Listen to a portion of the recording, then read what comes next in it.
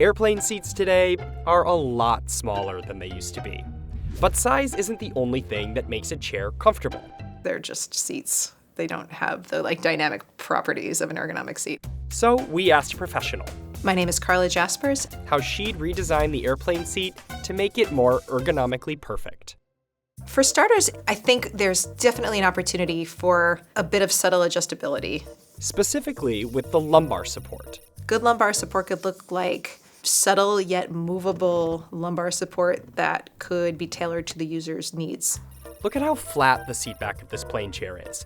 Now compare that with this ergonomic office chair. The more points of contact your back can have with a contoured and supportive seat back, the better. The spine is sort of this natural S shape, a very subtle S-shaped curve. You have the cervical, thoracic, and lumbar curvatures of the spine. The lumbar support should hit you right in the small of your back, which is why adjustability helps when catering to various sitters.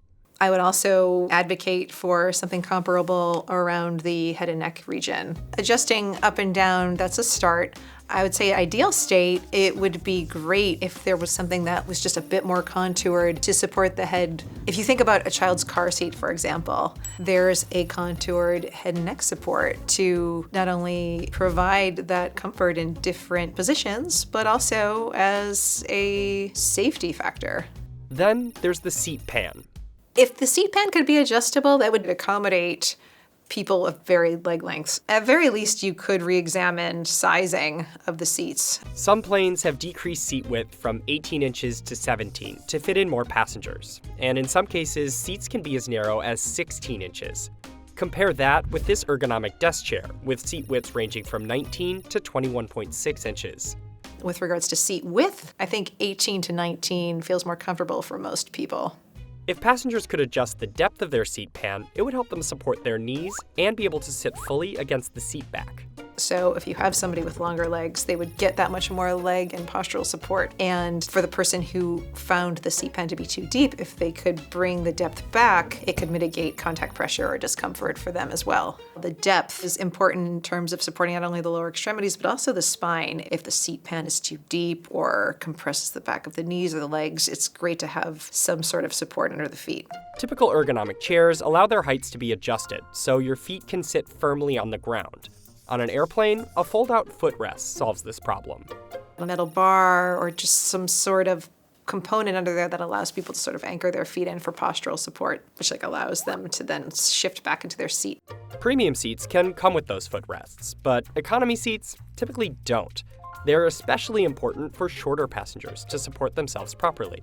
But for somebody like me, I don't necessarily want that, so it would be nice if it went away, depending on the user. This brings us to the biggest hurdle. Legroom is paramount. I think that's really one of the main needs for redesign on airplanes. The obvious way to add legroom is moving seat rows farther apart, increasing the seat pitch.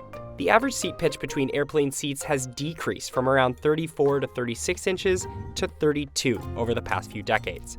Advocacy group Fliers Rights says that in some planes, it's down to 28 inches. When you start to shave inches off that distance, it compromises legroom. And this is when you run into issues with people's legs being unable to fit when they're sitting in their seats. I think anything less than 32, people start to notice significantly that the seat is too small. Over 32, people find it to be more spacious. With regards to the materials that are used, Tempur-Pedic foams or memory foams come to mind. Something that would keep its shape and really offer that contoured support. Because these armrests are predominantly hard plastics or metal materials, there's definitely an opportunity to introduce some softer materials to mitigate contact pressure. Airplane seats have gotten significantly more lightweight in recent decades, and industry experts say it's difficult to simultaneously optimize for durability, cost, and comfort. But for ergonomics, cushioning is key. It's been successful to think about foam or leather on other types of seating. It would just have to be a material that could endure high volume of use. On a scale of 1 to 10, economy airline seats would probably fall around a 3 or a 4 with regards to being ergonomically designed. Jasper's recommendations are based solely on her expertise in ergonomics, not necessarily engineering, safety, cost and longevity. It's a very technical area of design. There's obviously the constraints of weight. It's a very engineering-heavy design challenge, for sure. The opportunity for design really stems from not only giving a little bit more space back to the passenger, but perhaps also adding a bit more support to the components of the seat to provide support for a range of passengers. Being a woman who is 6 feet tall, my knees are always up against the seat in front of me. The seats are narrow on my shoulders and hips. The headrest, it either sort of pushes my head forward or just sort of misses the mark altogether. I find myself sort of trying to collapse into the seat and not disrupt my seatmates, but at the expense of my ability to move or be comfortable. It's kind of become this understood experience where if you're flying economy, you have sort of made peace with the idea that it's probably not going to be a very comfortable experience. And are we okay with that?